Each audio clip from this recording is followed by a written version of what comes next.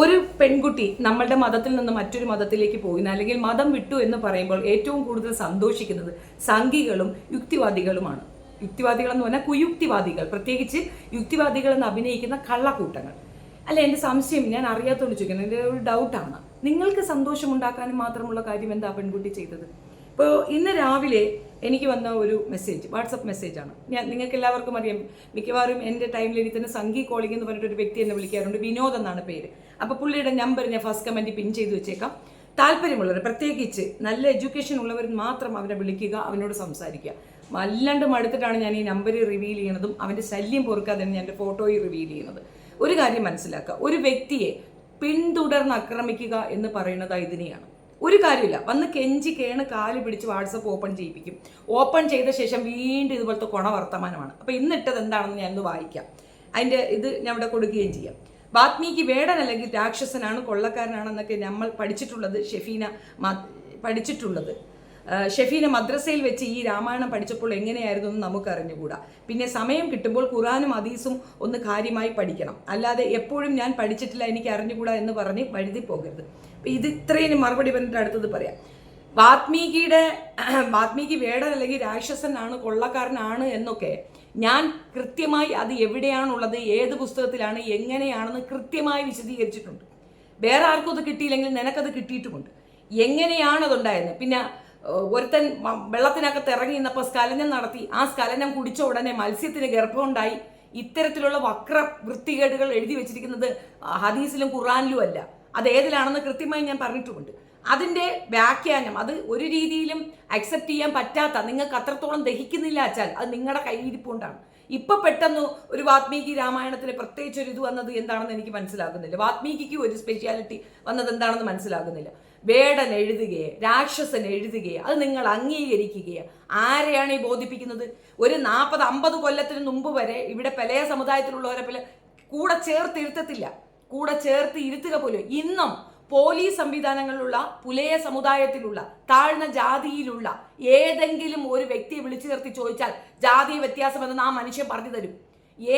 ഞാൻ ചലഞ്ച് ചെയ്യുകയാണ്, അങ്ങനെ ഒന്നില്ല എന്ന് ആ സമുദായത്തിലുള്ള ഒരു പോലീസുകാരനെ വിളിച്ചു ചേർത്ത് നീ പറഞ്ഞതാ. ഒരു പോലീസുകാരനെ കൊണ്ട് നീ പറയിക്ക്, ഞങ്ങൾക്കിടയിൽ ജാതി വ്യത്യാസമില്ല എന്ന്. സബോർഡിനേറ്റിനോട് ഈ രീതിയിൽ ജാതി വെച്ച് പെരുമാറുന്നില്ല എന്നൊരു പോലീസുകാരനെ കൊണ്ട് നിനക്ക് പറയിക്കാൻ പറ്റുമോ? അയാൾ പറയുകയാണെങ്കിൽ ഞാൻ വിശ്വസിക്കാൻ തയ്യാറാണ്. ഞാൻ വെറുതെ എന്തെങ്കിലും പോക്കൃത്തരങ്ങൾ പറഞ്ഞുകൊണ്ട് ഇങ്ങോട്ട് തള്ളരുത്. പിന്നെ രാമായണത്തിനെ പറ്റിയോ മഹാഭാരതത്തിനെ പറ്റിയോ പഠിപ്പിക്കാൻ പറ്റിയ സ്ഥലം മദ്രസയല്ലടാ. അവിടെ പഠിപ്പിക്കുന്ന കാര്യം നീതിബോധങ്ങളാണ്. സത്യസന്ധമായി പെരുമാറണമെന്നും മോശം വർത്തമാനം പറയരുതെന്നും അന്യരെ ഉപദ്രവിക്കരുതെന്നും മറ്റുള്ളവൻ പട്ടിണി കിടക്കുമ്പോൾ നമ്മൾ ആഹാരം കഴിക്കരുതെന്നും നല്ല കാര്യങ്ങളാണ് മദ്രസയെ പഠിപ്പിക്കുന്നത്. അല്ലാതെ വ്യഭിചാര കഥകളല്ല. ഒരുത്തി 5 പേരോടെ പുറത്തു, ഒരുത്തി 5 പേർക്ക് 5 കൊച്ചുങ്ങളുണ്ടായി, 5 പേരുടെ ഭർത്താവായിരുന്നതിൽ ഒരു ഭർത്താവ് 5ാമതുണ്ടായിരുന്ന ഒരുത്തന്റെ ഭാര്യയെ സ്വന്തം ഭാര്യയാക്കിയെന്നും ചൂതാട്ടത്തിന് കൊണ്ട് അവളെ പണയം വെച്ചു എന്നും തൊന്റെ കൺമുൻപിൽ വെച്ച് മറ്റൊരുത്തൻ വലിച്ചു കീറി എടുക്കുന്നു അവളുടെ ഡ്രസ്സെന്നും പിന്നീട് അതിനെ തുടർന്നുണ്ടായ ശണ്ടയിൽ സ്വന്തം സഹോദരങ്ങളെല്ലാം വെട്ടിയും കുത്തിയും കൊന്ന ശേഷം കീ ജയ് എന്ന് വിളിക്കുന്ന പ്രത്യേകതരം കഥകളൊന്നും ഞങ്ങളുടെ മദ്രസകളിൽ പഠിപ്പിക്കാൻ താല്പര്യപ്പെടുന്നില്ല. ഏറ്റവും കൂടുതൽ വിദ്യാഭ്യാസത്തിന് ബന്ധമാക്കപ്പെട്ടിരിക്കുന്ന ഒരു കമ്മ്യൂണിറ്റിയാണ് ഇസ്ലാം കമ്മ്യൂണിറ്റി. ചില പണ്ഡിത ശിരോമണികൾ സ്വന്തം കാര്യം സാധിക്കാൻ വേണ്ടി അടിച്ചമർത്തി വെച്ചിരിക്കുന്ന ചില വൃത്തികേടുകൾ കൊണ്ട് നിങ്ങളൊരു മതത്തിനെ അവഹേളിക്കുമെങ്കിൽ അത് കൃത്യമായി തെളിവോടുകൂടി പുറത്തേക്ക് വന്ന് പറയാൻ അതിനകത്ത് ആളുകൾ ഉണ്ടാകും. സ്ത്രീകൾക്കാണ് സ്വാതന്ത്ര്യമില്ല എന്ന് പറയുമ്പം സ്ത്രീയായ ഞാൻ അനുഭവിച്ച സ്വാതന്ത്ര്യമാണ് ഞാൻ വന്ന് പറയുന്നത്.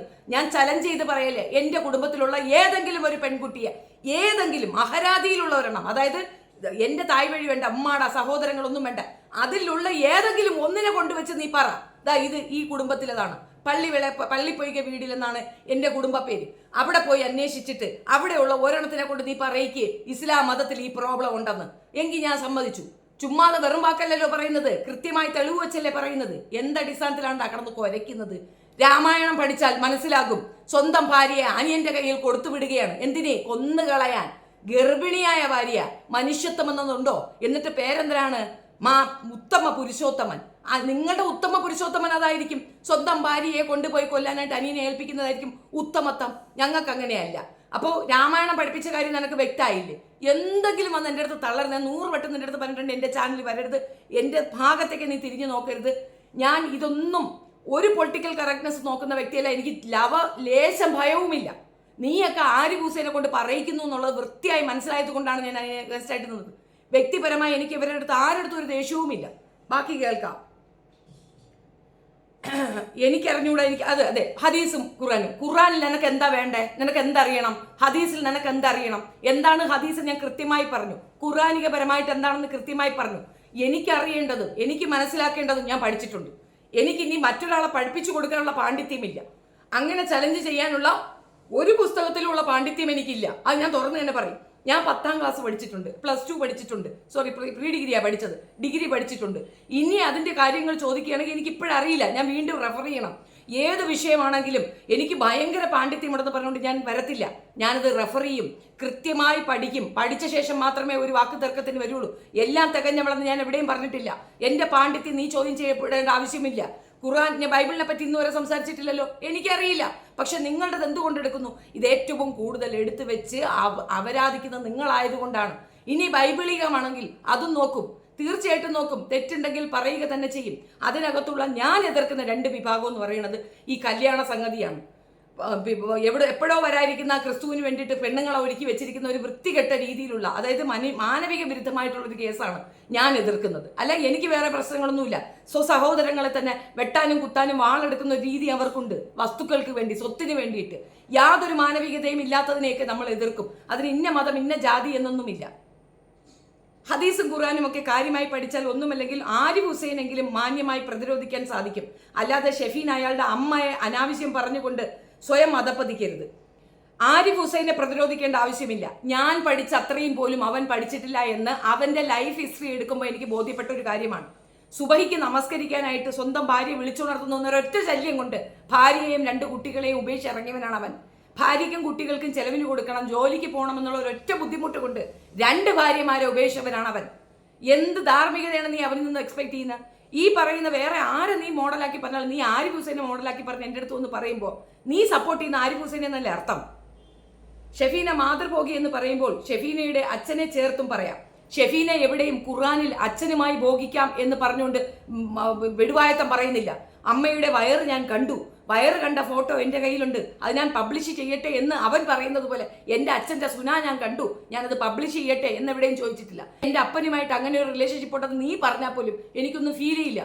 കാരണം ഞങ്ങൾ 2 പേരും അങ്ങനെ ചിന്തിച്ചിട്ടില്ല, ചിന്തിക്കാൻ ഉദ്ദേശിക്കുന്നുമില്ല. പക്ഷെ നിങ്ങൾ പറയും, നിങ്ങൾക്കതേ അറിയുള്ളൂ, നിങ്ങൾക്ക് അങ്ങനെ സംസാരിക്കാൻ പാടുള്ളൂ. എന്തിനധികം ബ്രഹ്മാവ് തന്നെ മകളെ ഉപയോഗിച്ചു എന്നല്ലേ നിങ്ങളുടെ ചരിത്രത്തിലുള്ളത്. അപ്പൊ നിങ്ങൾക്കത് പറയാൻ ധാരാളം തോന്നും. ഷെഫീനയ്ക്ക് അങ്ങനെ ഒരു ചരിത്രമില്ല, ഷെഫീനയുടെ മതത്തിലും അങ്ങനെ മകളെ ഭോഗിക്കുന്ന പരിപാടി ഇല്ല. അപ്പൊ അതിന് ഉത്തരായില്ലേ? പിന്നെ മാതൃഭോഗിയാണ്. അവനാണ് പറയണത് ഇസ്ലാമിൽ മാതൃഭോഗമുണ്ടെന്ന്. എന്താണത്? ഒരു വിഷയം, അതായത് വിഗ്രഹ ആരാധന ശിർക്കാണോ ഇതാണോ എന്ന് ചോദിക്കുന്ന ഒരു സ്പെസിഫിക് പോയിന്റിൽ മാതൃഭോഗത്തെക്കാൾ വലിയ കുറ്റമാണ് അത് എന്ന് പറയുന്നിടത്ത് അപ്പൊ മാതൃഭോഗം ഓക്കെയാണല്ലേ, മാതൃഭോഗം കുഴപ്പമില്ല, അതിനേക്കാൾ കുറ്റമാണ് മറ്റത് എന്ന് പറയുന്നു, അപ്പം മാതൃഭോഗം ഉണ്ട് എന്ന് അടിച്ചു പറയുന്നു. എനിക്ക് തലയ്ക്ക് വെളിവില്ലെന്നല്ലേ പറയാൻ പറ്റൂ. ഒരു മനുഷ്യനിക്ക് ഒരിക്കൽ പോലും ചിന്തിക്കാൻ പറ്റുന്ന കാര്യമല്ല മാതൃഭോഗം. സ്വന്തം അമ്മയ്ക്കൊപ്പം സെക്ഷലി അമ്മയെ ഉപയോഗിക്കേണ്ടി വരുന്ന ഒരു ഗതികേട് ഒരു മകൻ ഉണ്ടാകുന്നെങ്കിൽ അതിൽ പരം ഒരു ആത്മഹത്യാപരമായ കാര്യം വേറെ ഇല്ല. അപ്പൊ അവനത് ചിന്തിക്കരുത് എന്നുള്ളത് കൊണ്ട് അതിനെ സിംബോളിക്കായിട്ട് അവിടെ ഉപയോഗിച്ചു എന്നതിനപ്പുറം ആ സംഗതി ഉണ്ട് എന്ന് പറഞ്ഞുകൊണ്ട് വീണ്ടും വീണ്ടും അമ്മയുടെ വയറും നഗ്നമേനിയും ഓർത്തെടുക്കുന്ന മകനെ പിന്നെ എന്തുവാടാ പിന്നെ വിളിക്കേണ്ടത് അവനെ? ഷെഫീനെ അച്ഛനെ ചേർത്തും പറയാം, അയാൾക്ക് എന്ന് മറക്കരുത്. അവൻ വിളിച്ച അവന്റെ ചെവിക്കൽ കയറി അരച്ചാൻ പൊട്ടിക്കും. എന്റെ അച്ഛനെ ചേർത്ത് അവനടുത്തൊന്ന് പറയാൻ പറ, അവന്റെ ചെവിക്കൽ അടിച്ചാൻ പൊട്ടിക്കും.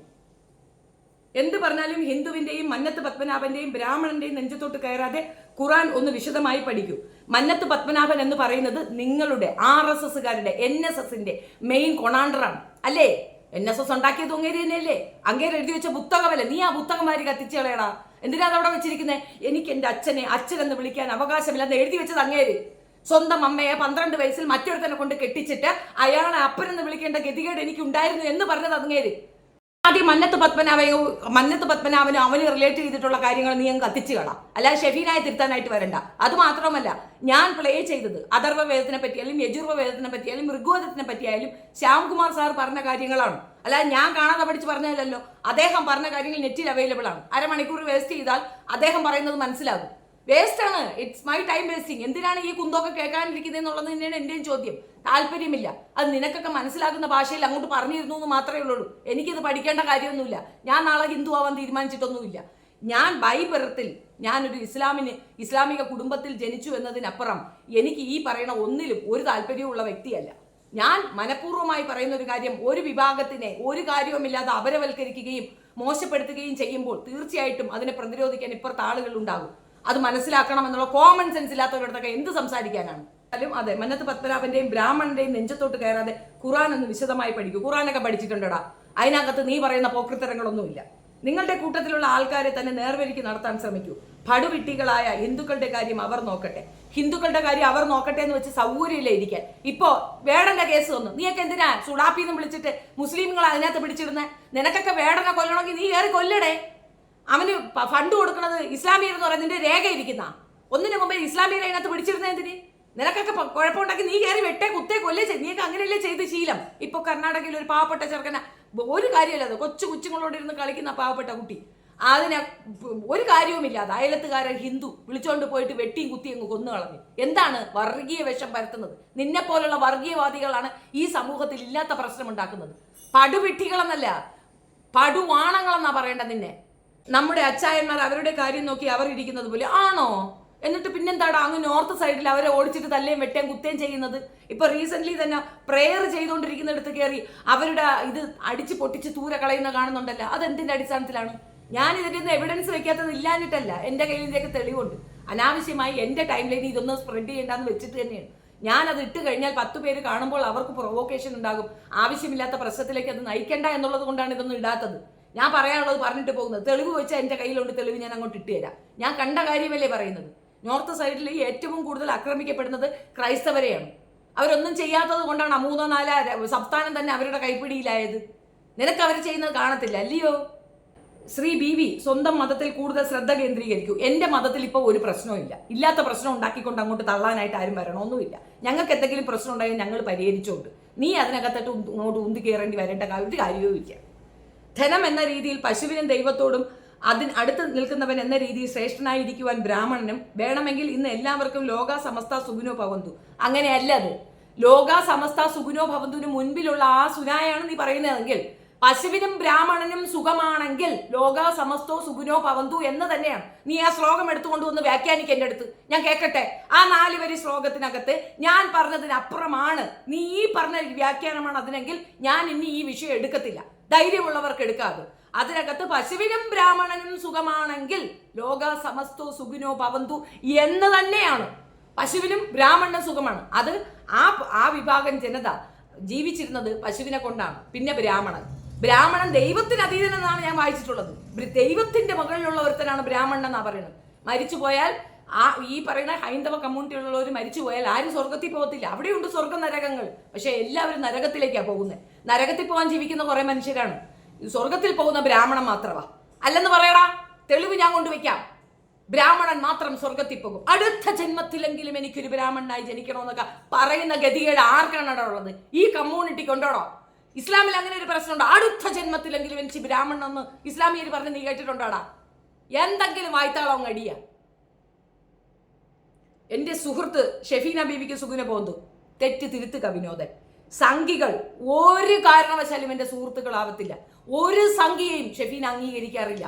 സംഘിസം എന്ന് പറയുന്നത് എനിക്ക് തീട്ടം പോലെയാണ്. എന്റെ ദേഹത്ത് എവിടെയെങ്കിലും ചെറിയൊരു തുളി തെറിച്ചാൽ പോലും എനിക്ക് ചൊറി. എനിക്ക് ഇഷ്ടമില്ല.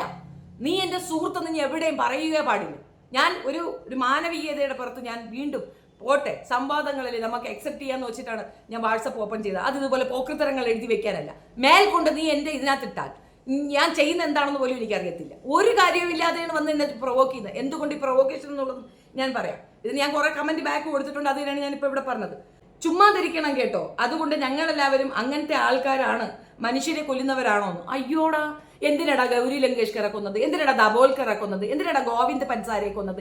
ഇതൊക്കെ പോട്ടടാ.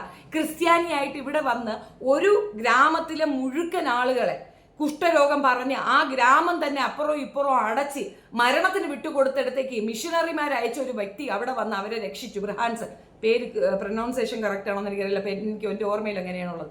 അദ്ദേഹത്തിനെയും 2 കുട്ടികളെയും ചേർത്ത് ജീപ്പിനകത്തിട്ട് ചുട്ടുകൊന്ന നാറി ഇന്നും ജീവിച്ചിരിപ്പുണ്ട്.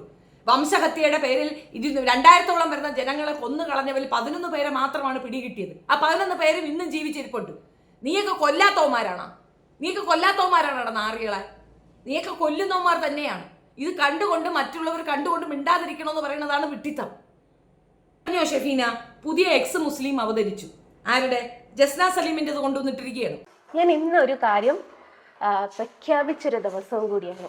ജസ്ന സലീം ഇന്ന് വരെ അറിയപ്പെട്ടത് ഒരു മുസ്ലിം പെൺകുട്ടി എന്നുള്ള നിലയിലാണ്. എന്നോട് ഇനി ആരും മതം ചോദിക്കുന്നു. എനിക്ക് മതമില്ല. അപ്പൊ ജസ്ന സലീം മുസ്ലിം മതത്തിൽ നിന്ന് മാറി എന്നാണോ?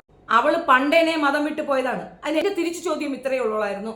ശരി, എക്സ് മുസ്ലിം വന്നു, അതെന്താണ് സുഹൃത്തെ ഈ വേശ്യകൾ മാത്രം മതം വിട്ടു പോകുന്നത്? ഈ മര്യാദയ്ക്ക് ജീവിക്കുന്ന ഏതെങ്കിലും ഒരു പെണ്ണ് ഇസ്ലാം മതം ഉപേക്ഷിച്ചത് കാണിച്ചു തരാമോ? മര്യാദയ്ക്ക് ജീവിക്കുന്ന ഏതെങ്കിലും ഒരു പെണ്ണ് ഇസ്ലാം മതം വേണ്ട എന്ന് ഉപേക്ഷിച്ചു പോയ ഒരു പെണ്ണിനെ കാണിക്കാമോ? നിങ്ങൾ ഏത് പെണ്ണ്, ഏത് എക്സ് മുസ്ലിം പെണ്ണിനെ കൊണ്ടുവച്ചാലും ഞാൻ അവളുടെ ചരിത്രത്തിൽ കൊണ്ടുവന്ന് തരാം. ഒരുപാട് ആണുങ്ങളുമായിട്ട് സുഖിച്ച് ജീവിക്കാനും തോന്നിയ കണക്ക് നടക്കാനും തൻ്റെ ഇടത്തോടെ ഹറാം ഉറപ്പ് കാണിച്ച് ജീവിക്കാനും പോകുന്ന പെണ്ണുങ്ങളാണ് മതം വിട്ടു പോകുന്നത്. മതത്തിൽ മര്യാദയ്ക്ക് ജീവിക്കണമെന്ന് നിഷ്കർഷിച്ചിരിക്കുന്ന ചര്യകൾ ഉള്ളത് കാരണം അത് പറ്റില്ല എന്ന് പറഞ്ഞുകൊണ്ട് അത് ഉപേക്ഷിച്ച് ഇറങ്ങിപ്പോകുന്നവർക്ക് ഒരൊറ്റ ഇന്റൻഷനേ ഉള്ളൂ: കണ്ടടം കുത്തിക്കഴപ്പും കുത്തിക്കയറ്റും നടക്കുന്ന വൃത്തികെട്ട ജന്മങ്ങൾക്കാണ് മതം വിട്ടു പോകേണ്ട ആവശ്യം വന്നത്. മതത്തിൽ നിഷ്കർഷിച്ചിരിക്കുന്ന ചില കാര്യങ്ങൾ അനുസരിച്ച് ജീവിക്കാൻ പറ്റുന്നില്ലെങ്കിൽ അതില്ലാതെയും ജീവിക്കാം. അത് ഒരാളുടെ താല്പര്യത്തിന്റെ അനുസരിച്ചിട്ടാണ്. നീയാണ് നിന്റെ കബറിൽ പോകുന്നതെന്ന് വ്യക്തമായി പറയുന്നുണ്ട്. നിനക്ക് ഇഷ്ടമുള്ളതാണെങ്കിൽ ജീവിക്കാം. നിനക്ക് നീ എന്ത് തോന്നിയാസം കാണിച്ചാലും നീയാണ് അവിടെ ഉത്തരം പറയുന്നതെന്ന് വ്യക്തമായി പറയുന്ന ഒരു മതത്തിൽ നിന്നുകൊണ്ട് ആളുകൾ ഓടിപ്പോകുന്നുണ്ടെങ്കിൽ അതിന് കൃത്യമായ കാരണമുണ്ട്: തോന്നിവാസം കാണിച്ച് ജീവിക്കാൻ, ഫ്രീ സെക്സിന് വേണ്ടിയിട്ട്. അത് പറഞ്ഞപ്പോൾ ഉടനെ അവൻ്റെ അടുത്ത കമന്റ് കേട്ടോ: ഒന്നിൽ കൂടുതൽ ആണുങ്ങളുമായി ബന്ധപ്പെടുന്നവരെയാണോ വേശ്യ എന്ന് പറയുന്നത്? അങ്ങനെയാണെങ്കിൽ എന്ന് വെച്ചാൽ ഞാൻ 2 വിവാഹം കഴിച്ചിട്ടുണ്ട്, അതാണ് അവൻ പറഞ്ഞത്. എടാ, നിന്റെ കുടുംബവും നിന്റെ ഒരു 2 തലമുറ വേണ്ട, ഒരു തലമുറയ്ക്ക് അപ്പുറമുള്ള ഏതെങ്കിലും ഒരുത്തനിക്ക് തന്ത ഉണ്ടായിരുന്നാടാ? കിണ്ടി കൊണ്ട് വെച്ചിട്ട് അകത്തേക്ക് കയറുന്നത് മറ്റവന്മാരുടെ നമ്പൂരി കട്ടിയിലുള്ള കുടുംബങ്ങളിൽ പിറന്നവരല്ലേടാ നീയൊക്കെ? നിന്റെയൊക്കെ കിണ്ടി പാരമ്പര്യം എന്തുവാണ്ടാ? വെറും കിണ്ടി പാരമ്പര്യമുള്ള നീയാണോ ഒരു വിവാഹം ഫ്ലോപ്പായി അടുത്തൊരു വിവാഹം കഴിച്ച എന്നെ മറ്റതെന്ന് പറയാനായിട്ട് വരുന്നത്? നിന്റെ തള്ള വേശിയാണ്. അതുകൊണ്ടാണ് അത്തരത്തിലുള്ള മോശപ്പെട്ട രീതിയിൽ ജീവിച്ച ഒരു കുടുംബ പാരമ്പര്യമുള്ള, അതും ഒരു തലമുറയ്ക്ക് അപ്പുറം അത്തരം പാരമ്പര്യമുള്ള നീയാണോടെ ബാക്കിയുള്ളവരുടെ വ്യക്തിത്വം കേൾക്കുക എന്നുള്ളത്? ഒരാളെ കേൾക്കുക, വിമർശനങ്ങൾ അക്സെപ്റ്റ് ചെയ്യുക എന്നുള്ളത് ശരിയാണ്, നമ്മൾ അംഗീകരിക്കും. പക്ഷെ പോക്കൃത്തരം പറഞ്ഞുകൊണ്ട് വരുന്ന അത് കേട്ടോണ്ടിരിക്കേണ്ട കാര്യമൊന്നുമില്ല. ഏതോ ഒരിടത്ത് കിടന്ന ഏതോ ഒരു പച്ചാളത്ത് ഒരു ജസ്ന സലീം മതം വിട്ടു പോയ ആർക്കെന്ത്? അവൾ എന്താണെന്ന് അറിയത്തില്ലേ? 18ഓളം ആണുങ്ങളെ പറ്റിക്കപ്പെടുകയാണ് ചെയ്തിട്ടുള്ളത്. കൃത്യമായി തെളിവ് വെച്ചല്ലേ ആളുകൾ സംസാരിക്കുന്നത്. ഇത്രയും ആണുങ്ങളെ ഹണി ട്രാപ്പിൽപ്പെടുത്തി ഒരു വൃത്തികെട്ട സ്ത്രീ മതത്തിൽ നിന്ന് പോകുന്നത് എത്രയോ നല്ലതാണ്. ഞങ്ങൾക്ക് നാണക്കേടാണ് അങ്ങനെ ഒരു സ്ത്രീ ഞങ്ങളുടെ മതത്തിൽ ഉണ്ട് എന്ന് പറയുന്നത്. ഇസ്ലാം കമ്മ്യൂണിറ്റിയിൽ പറ്റിക്കുന്നതും ഒന്നും ഒരിക്കലും അക്സെപ്റ്റ് ചെയ്യാൻ പറ്റുന്ന കാര്യമല്ല. പിന്നെ ആരെങ്കിലും ഉദ്ബോധിപ്പിക്കാൻ ഇറങ്ങി നിൽക്കുന്നോളുമല്ല ഞാൻ. എന്റെ മതത്തിനെ അവഹേളിക്കുമ്പോൾ അപ്പുറത്തുള്ളത് ഇതിനേക്കാൾ വൃത്തികെട്ട കാര്യങ്ങളാണെന്ന് പുറ സമൂഹത്തിനോട് പറയുക എന്നുള്ളത് എൻ്റെ ഉത്തരവാദിത്തം. എന്നതിനപ്പുറം മറ്റു മതങ്ങളെ അവഹേളിക്കാൻ ഞാനില്ലടാ. അങ്ങനെയല്ല ഞാൻ ഇരിക്കുന്നത്. അറിയുമോ, ഈ മതത്തിലുള്ള എല്ലാവരും വേശ്യകളല്ലേ, അതുകൊണ്ടായിരിക്കും. അതായത് ഇസ്ലാം മതത്തിലുള്ളവരെല്ലാം വേശ്യകളല്ലേ, അതുകൊണ്ടായിരിക്കും. നിങ്ങൾ ഈ ഒരു ചാറ്റ് ഹിസ്റ്ററി നിങ്ങൾക്ക് നോക്കിയാൽ മാത്രം മനസ്സിലാകും എനിക്ക് എന്തുകൊണ്ടാണ് ഇത്രയും ദേഷ്യം വന്നത് എന്നുള്ളത്. ഇവരുടെ അടുത്ത് ഞാൻ പല പ്രാവശ്യം പറഞ്ഞിട്ടുണ്ട്, ഞാൻ നിനക്ക് ഇത് ബ്ലോക്ക് ഓപ്പൺ ചെയ്ത് തരത്തില്ല. കാരണം you are not a good person. വളരെ സൗമ്യമായി സംസാരിക്കുന്നവർ നല്ലവരാണെങ്കിൽ ഇവനൊക്കെ നല്ലതാണ്. ഇതേ സെയിം വേവ് ലെങ്ത് തന്നെയാണ് ലിയാഖത്ത് അലി ആയാലും കാണിക്കുന്നത്, ആരിഫ് ഹുസൈൻ ആയാലും കാണിക്കുന്ന, മറ്റേ ഖാത്തില മയ്യത്തുൽ നിന്ന് തലയിട്ടാട്ടെന്നോളും കാണിക്കുന്നത്. അവളുടെ ഹിസ്റ്റോറിക്കൽ സാധനങ്ങൾ കൊണ്ടുവന്ന് വെക്കുമ്പോൾ വ്യക്തമാണ് എന്തുകൊണ്ട് മതം വിട്ടു. മതം അവളെ എന്ത് ചെയ്തു എന്ന് വ്യക്തമാണ്. തോന്നിവാസ രീതിയിൽ ജീവിക്കാൻ മഹല്ലുകൾ അനുവദിക്കത്തില്ല, ചോദ്യം ചെയ്യലുകൾ ഉണ്ടാവും. അതായത് തന്തയുള്ള വീട്ടിൽ തന്ത ചോദ്യം ചെയ്യും, തന്തയില്ലാത്ത വീടാണ് സുഖമെന്ന് തോന്നുന്ന ഒരു തന്തയെ ഉപേക്ഷിച്ച് ഇറങ്ങിപ്പോകും. അത്രയേ ഉള്ളൂ ഈ മതം. ഇതിന് അപ്പനുണ്ട്, അപ്പനുള്ള മതം തന്നെയാണ് ഇസ്ലാം മതം. അപ്പനുണ്ട് അവിടെ, വ്യക്തമാണത്, കൃത്യമാണത്. അത് ബോധ്യമുള്ളത് കൊണ്ട് തന്നെയാണ് ആ മതത്തിന് വേണ്ടി നിൽക്കുന്നത്. അല്ലാതെ ഞാൻ ഒരു മതവാദി ആയതുകൊണ്ടല്ല. നിനക്കൊക്കെ അങ്ങനെ തോന്നുന്നുണ്ടെങ്കിൽ അതൊക്കെ നിന്റെയൊക്കെ ഒന്നും പറയാനില്ല. വേടന്റെ കേസ് തന്നെ എടുക്കാം. വേടനെ സുഡാപ്പിയുമായി ഉൾക്കൊള്ളിച്ചത് കൊണ്ടാണ് വേടന്റെ വിഷയം വീണ്ടും ചെയ്യേണ്ടി വന്നത്. അതിനകത്ത് പറയുന്ന വൈരുദ്ധ്യമാണ് ചൂണ്ടിക്കാണിച്ചത്. ശ്യാംകുമാർ സാറല്ലേ പറഞ്ഞത് വാൽമീകി ബ്രാഹ്മണനാണെന്ന്? ഞാനാണോ പറഞ്ഞത്? അദ്ദേഹം കൃത്യമായി അത് ഏത് ഏടിലാണെന്ന് കൃത്യമായി അതെടുത്ത് വെച്ച് തെളിവ് വെച്ച് പറയുമ്പോ നിനക്ക് അത് കണ്ണിക്കാൻ ഖുറാനെ പിടിക്കണേ എന്തിന്? നീ എന്തിന് ഖുറാനെ പിടിക്കുന്നു? ഖുറാൻ നിന്നെ പിടിച്ച് കടിച്ച ഖുറാനാണോടാ പ്രശ്നം? ഇവിടെ എന്താടാ ഖുറാനാണോ പ്രശ്നം? 5 മിനിറ്റ് ബാങ്കിനെ നിങ്ങൾ കുറ്റം പറയുന്നു. 5 മിനിറ്റ് ബാങ്കാണോടാ പ്രശ്നം? കൊട്ടി പാടുന്നുണ്ടല്ല. ഞാൻ കോട്ടയത്തായതുകൊണ്ട് എനിക്കൊന്നും കേൾക്കാൻ, ഞാൻ തിരുവനന്തപുരത്ത് 2 ദിവസം നിന്നപ്പോൾ ചെവിതല കേൾക്കാൻ പാടില്ലായിരുന്നു. ഏത് നേരം ഇത് തന്നെയല്ല. അത് കുഴപ്പമില്ലേ? മണിക്കൂർ കണക്കിന് നിനക്കൊക്കെ മൈക്ക് സെറ്റ് വെച്ച് ഉണ്ടാക്കാം. റോഡിൽ ആരോ നിസ്കരിച്ചു എന്ന് പറഞ്ഞിട്ട് അത് ശരിയാണെന്ന് ഞാൻ പറയുന്നില്ല. ഞാൻ അതിനെ വെറുന്നവളാണ്, എനിക്ക് വെറുപ്പാണ് അതിനോട്. പക്ഷേ നീയൊക്കെ കാണിക്കുന്നതോ ഇവിടെ മിക്കവാറും ട്രാഫിക് ബ്ലോക്ക് ഉണ്ടാകുന്ന എന്തൊക്കെ കുതിരപ്പന്തകളും മറ്റതും മറിച്ചതും ഒക്കെ വെച്ച് നടുറോട്ടി കിടന്ന സർക്കസ് കാണിക്കുന്നുണ്ട്. സഞ്ചാര സ്വാതന്ത്ര്യം തടയാൻ നിന്റെ അടുത്തൊക്കെ ആരാ പറഞ്ഞേ? ഇത് മതേതര രാജ്യമാണ്, നിന്റെ നപ്പന്റെ രാജ്യമല്ല. അത് എല്ലാവരുടെയും സഞ്ചാര സ്വാതന്ത്ര്യമല്ലേ നീ തടയുന്നത്? ആരെങ്കിലും കംപ്ലൈന്റ് ചെയ്യുന്ന സന്തോഷപൂർവ്വം അംഗീകരിക്കുന്നു. ഞങ്ങളൊക്കെ അത് എൻജോയ് ചെയ്യുന്നവരാണ്, അതിലൊന്നും ഒരു തർക്കം ഉണ്ടെന്നല്ല. ആ സന്തോഷപൂർവ്വം അംഗീകരിക്കുകയാണ് ചെയ്യുന്നത്. നിനക്കൊക്കെ എവിടെ കടിക്കുന്നു? നിനക്കൊക്കെ എന്താ വെപ്രാളം? ഈ ഇസ്ലാം മതമാണോ നിന്നെയൊക്കെ പിടിച്ച് കടിച്ചത്? നബിദിനം വരുമ്പോഴത്തേക്ക് എല്ലാവരും ചേർന്ന് യോജിച്ച് നടത്തുന്ന ഒരു ഫംഗ്ഷൻ, അതേപോലെ തന്നെ ഉത്സവങ്ങൾ എല്ലാവരും ചേർന്നാണ് നടത്തുന്നത്. ഞാൻ എൻ്റെ ബാല്യകാലത്ത് ഉത്സവത്തിന് ഫണ്ട് പിരിക്കാൻ ഞങ്ങളുടെ വീട്ടിൽ വന്ന് വിട്ടുപിറ്റത്ത് വന്നത് ഞാൻ കണ്ടിട്ടുണ്ട്. ഇന്ന് വരാറില്ല. ജാതി വ്യത്യാസം വന്നുപോയി. ഉത്സവം എന്ന് പറയുമ്പോൾ ഞങ്ങളുടെ നാട്ടിൽ നടക്കുന്ന ഒരു അമ്പലത്തിലെ ഉത്സവമാണ്, ഞങ്ങളുടെയും കൂടെ ഉത്സവമാണ്. പക്ഷെ നീക്കി നിർത്തപ്പെടുകയാണ്. ആരാടാ വേറെ നിർത്തി കാണിക്കുന്നത്? ആരാടാ മാറ്റി നിർത്തുന്നത്? നീയൊക്കെയാണ് മാറ്റി നിർത്തുന്നത്. നിന്റെയൊക്കെ ഉള്ളിലാണ് ഈ വിഷമുള്ളത്, അല്ല വേറെ ആർക്കുമല്ല. പാരമ്പര്യം പറഞ്ഞുകൊണ്ട് വരല്ലേ. എന്താണ് പാരമ്പര്യം അറിയാം? പാളനോ പറയനോ പൊലയനോ വിവാഹം കഴിച്ച ഫസ്റ്റ് നൈറ്റ് ഉണ്ടാക്കുന്ന നമ്പൂരിയ. അപ്പം നിനക്കൊന്നും കുഴപ്പമില്ല, അപ്പം നിനക്കൊക്കെ കൊള്ളാം അവളുമാരി. അപ്പൊ അയിത്തയില്ല, കണ്ണു അടച്ചായിരിക്കും കയറ്റുന്നത്, അപ്പൊ അറിയത്തില്ലായിരിക്കാം. അതേപോലെ നിന്റെ ചരിത്രം ഒരു തലമുറയ്ക്ക് അപ്പുറം ആരാടാ തന്ത? അറിയോ നിനക്ക് തന്ത ആരാണെന്ന്? എഴുതി വയ്ക്കേണ്ടി വരും. അത് മന്നത്ത് പത്മനാഭനല്ലേ പറഞ്ഞിട്ടുള്ളത്. അങ്ങനെ തന്ത ഇല്ലാത്ത ചരിത്രമൊന്നും ഇവിടെ ഇല്ല, അങ്ങനത്തെ കഥകളൊന്നുമില്ല. തുണി ഉടുക്ക ആരാടാ പഠിപ്പിച്ചത്? ഒറ്റ മുണ്ട് കൊടുത്തോണ്ട് വാസ്കോഡ ഗാമയെ വായും പൊളിച്ച് നോക്കിയിരുന്ന ഒരു ചരിത്രമാണ് ഇന്ത്യയിലുള്ള പഴയ കൊച്ചി രാജാവിനുള്ളത്. മറന്നു പോകരുത്. എന്ത് പറഞ്ഞാലും തട്ടിന് മുട്ടും പറഞ്ഞുകൊണ്ട് ഇങ്ങോട്ട് വരും. ചരിത്രബോധമില്ലാത്തവരാണ് ഇത്തരം കാര്യങ്ങൾ കൊണ്ട് നിൽക്കുന്നത്. ചരിത്രബോധമുള്ളവർ അതിനെ കണ്ണിക്കും. അതേ ഞാൻ ചെയ്യുന്നുള്ളൂ. ഞാൻ പഠിച്ചത് ഹിസ്റ്ററിയാ, എനിക്കത് മനസ്സിലായത് കൊണ്ടാണ് അതിനെതിരെ സംസാരിക്കുന്നത്, അല്ലാതെ മതബോധമല്ല. ഞാൻ മതവാദിയുമല്ല. തലയിൽ തട്ടമിട്ടതാണ് ഒരു പ്രശ്നമെങ്കിൽ ആ തട്ടം ഇന്നലെ ഞാനൊരു വീഡിയോ പോസ്റ്റ് ചെയ്തിരുന്നു. അതൊക്കെ എൻ്റെ സബ്സ്ക്രൈബേഴ്സാണ്, എന്നെ ഒരുപാട് സ്നേഹിക്കുന്നവരാണ്. അവരൊക്കെ ഇഷ്ടപ്പെട്ടിട്ട് ഒന്ന് ഇടുമോ എന്ന് ചോദിച്ചതിൻ്റെ റിക്വസ്റ്റിൻ്റെ പുറത്ത് ഞാൻ ഇട്ടു എന്നതിനപ്പുറം ഞാനൊരു മതവാദിയൊന്നുമല്ല. ഞാൻ ഇസ്ലാമായി ജനിച്ചതാണ്, ഞാൻ ഇസ്ലാമായേ മരിക്കുള്ളൂ. അതെൻ്റെ വീട്ടുകാർക്ക് കൊടുക്കുന്നതിൻ്റെ വാക്കാണ്, അവരോടുള്ള എൻ്റെ റെസ്പെക്റ്റാണ്. എൻ്റെ കുട്ടികളെയും ഞാൻ ആ മതവിശ്വാസത്തിന് തന്നെ പഠിപ്പിക്കുന്നത് അത് തന്നെയാണ്. അത് നീയും അങ്ങനെയല്ലേ? നീ ജനിച്ചപ്പോൾ ഇതല്ല, നീ അവിടെ ഹോസ്പിറ്റലിൽ വെച്ചൊന്ന് മാറ്റിയിരുന്നെങ്കിലോ, നീ ഏതെങ്കിലും ക്രിസ്ത്യാനിക്കാണ് പോയി കിടന്നെങ്കിലോ അറിയാൻ പറ്റുമോ? എന്തിനാണ്ടാ ഈ മതവും പറഞ്ഞുകൊണ്ട് മനുഷ്യരെ തമ്മിൽ തെളിക്കുന്നത്? ഒരു നഴ്സ് വിചാരിച്ചാൽ തീരാവുന്ന കുത്തിക്കഴപ്പേ നിനക്കൊക്കെ ഉള്ളൂ.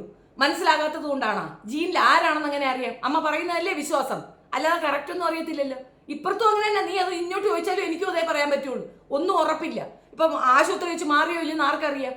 അറിയാൻ പറ്റത്തില്ല. അതൊക്കെ സാഹചര്യമാണ്, എന്താണെന്നൊന്നും അറിയത്തില്ല. മനുഷ്യനെ മനസ്സിലാക്കാൻ ശ്രമിക്കുക.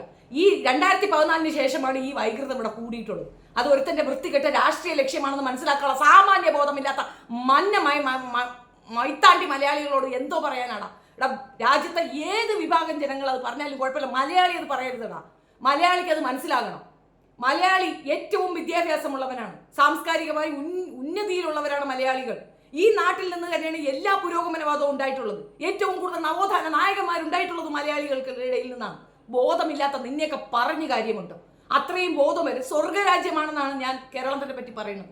എന്തുകൊണ്ട് വന്ന് വിതറിയിട്ടാലും കിളുത്തു വരുന്നത്? നമ്മളെ ആരും കൂട്ടിയിട്ട് മുട്ടിക്കാനില്ല. മൊത്തം അടച്ചാൽ നമ്മൾ ജീവിച്ചു പോകുന്ന മനുഷ്യരാണ് കേരളത്തിലുള്ളവർ. അത്രയും സ്ട്രോങ് ആയിട്ടുള്ള ആൾക്കാരാണ് കേരളീയർ.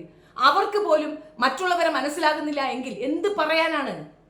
ഒരു ബോധവും പരബോധവും ഇല്ലാത്ത കുറെ തൊട്ടി RSSകാരന്മാർ വരും മതം ഉണ്ടാക്കാനായിട്ട്, മതവാദികൾ. നിനക്കൊക്കെ ഈ ആരിഫ് ഹുസൈൻ പറയുന്നതാണോ വലുത്? എടാ, എത്ര 35 ലക്ഷം രൂപയുടെ ചതി ചെയ്ത ഒരുത്തനാണ് ആരിഫ് ഹുസൈൻ.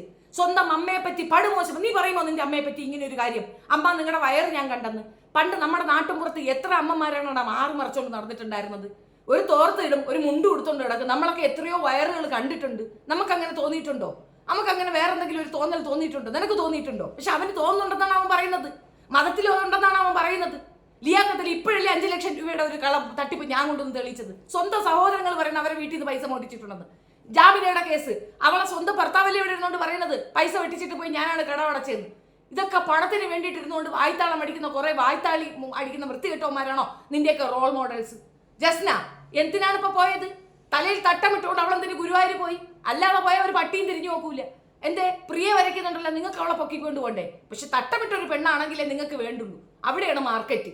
അവള് നിങ്ങളെ വിൽക്കുന്നു, നിങ്ങൾ അത് അറിഞ്ഞുകൊണ്ട് നിന്ന് കൊടുക്കുന്നു. അതെന്തിനാണെന്ന് അറിയാമോ? ഇസ്ലാമിനെ അടിക്കാൻ. ജസ്ന സലീം എന്ന് പറയുന്ന സ്ത്രീയെ എന്നോ പള്ളിയിൽ നിന്ന് പുറത്താക്കിയതാണെന്ന് അറിയാമോ?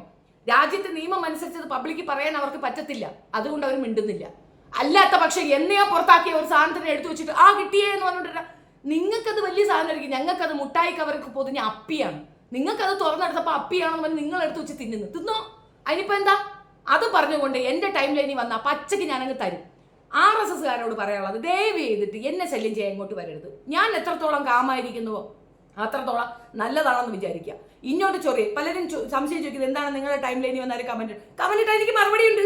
ഇവന്മാർ കമന്റ് ഇട്ടാൽ എനിക്ക് മറുപടിയുണ്ട്, എന്റെ കയ്യിൽ മറുപടിയുണ്ട്. പിന്നെ നീ പറയുന്ന കണക്ക് ദോശി കൂശി എന്നൊക്കെ പറഞ്ഞുകൊണ്ട് ഇങ്ങോട്ട് വന്നാൽ ഇതൊന്നും ഇവിടെ എറിക്കത്തില്ല. അച്ഛനെ ചേർത്ത് വന്നാൽ ഇവിടെ എറിക്കത്തില്ല, മകനെ ചേർത്ത് വന്നാൽ എറിക്കത്തില്ല. കാരണം ഇതൊക്കെ ചെയ്ത് പാരമ്പര്യമുള്ളവരാണ് അതൊക്കെ പറയുന്നത്. അതില്ലാത്തവർക്ക് അതൊന്നും നോവുകയോ അതൊന്നും വേദന ഉണ്ടാവുകയോ ചെയ്യത്തില്ല. അത്രയേ ഉള്ളൂ. ഇത്രയും മോശപ്പെട്ട രീതിയിൽ ഇത് അവതരിപ്പിക്കേണ്ടി വന്നതിൽ എനിക്ക് വളരെയധികം ഖേദമുണ്ട്, വിഷമമുണ്ട്. അത് അങ്ങനെ പറ്റുള്ളൂ എന്നുള്ളത് കൊണ്ട് മാത്രമാണ് ഞാൻ ഇങ്ങനെ ഒരു വീഡിയോ ചെയ്തത്.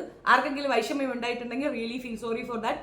Thank you so much. Video ഇഷ്ടപ്പെടുകയാണെങ്കിൽ ലൈക്ക് ചെയ്യുക, ഷെയർ ചെയ്യുക ആൻഡ് സബ്സ്ക്രൈബ് മൈ ചാനൽ.